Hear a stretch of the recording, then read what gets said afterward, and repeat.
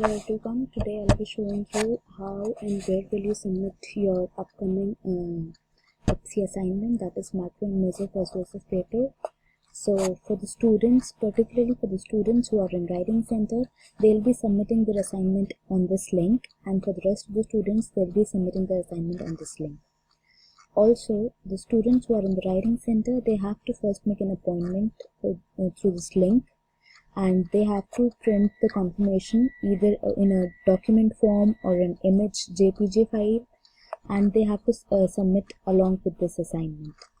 So yeah, you'll go in here and you'll submit both your assignment, your rough draft of your assignment, and the confirmation of your appointment.